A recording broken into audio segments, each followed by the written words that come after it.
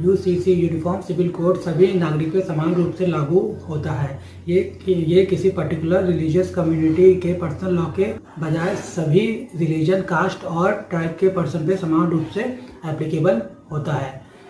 Uniform civil code किसी भी person के पर्सनल मैटर जैसे marriage, divorce, inheritance, succession, adoption से रिलेटेड मैटर को डील करता है। यूनिफॉर्म सिविल कोड काफ़ी समय से इम्प्लीमेंट करने की कोशिश करी जा रही है और ये अभी करेंटली गोवा और उत्तराखंड में एप्लीकेबल है। उत्तराखंड में जनवरी 2025 में यूसीसी को इम्प्लीमेंट करा गया है। बाकी राज्यों में यूसीसी अभी इम्प्लीमेंट नहीं करा गया है।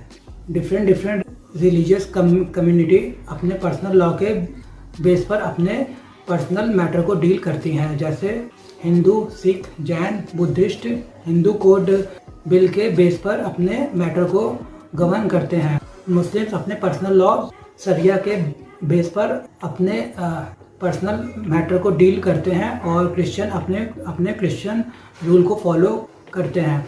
1956 में यूसीसी को इम्प्लीमेंट करने के बजाय हिंदू कोड बिल को अप्लाई कर दिया गया था। ब्रिटिश टाइम पे ब्रिटिशर्स ने हिंदू और मुस्लिम्स को अपने पर्सनल लॉ के बेस पर अपने मैटर्स को डील करने का प्रोविज़न बनाया था और 1956 में यूसीसी की बात करी गई थी, बट अपोजिशन के कारण इसे इम्प्लीमेंट नहीं करा जा सका।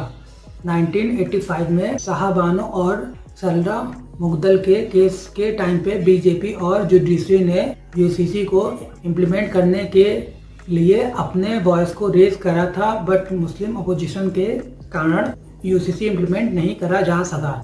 मुस्लिम अपोजिशन का ये कहना है कि यूसीसी इम्प्लीमेंट होने के बाद उन पर हिंदू कम्युनल ऑर्गेनाइजेशन द्वारा हिंदू कोड बिल अप्लाई कर दिया जाएगा, जो कॉन्स्टिट्यूशन के रिलीजियस फ्रीडम आर्टिकल को वायलेट करता है। और वो ये भी कहते हैं कि यूसीसी के इम्प्लीमेंट के बाद उनके रिलीजन को भी कॉम्प्रोमाइज़ करना पड़ेगा।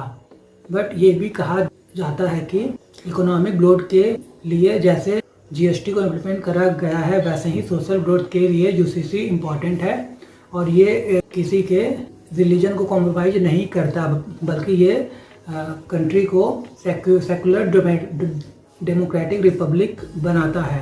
यूसीसी इम्प्लीमेंट होने के बाद सारे सिटीजन्स सेम लॉ के द्वारा गवर्न करे जाएंगे, जो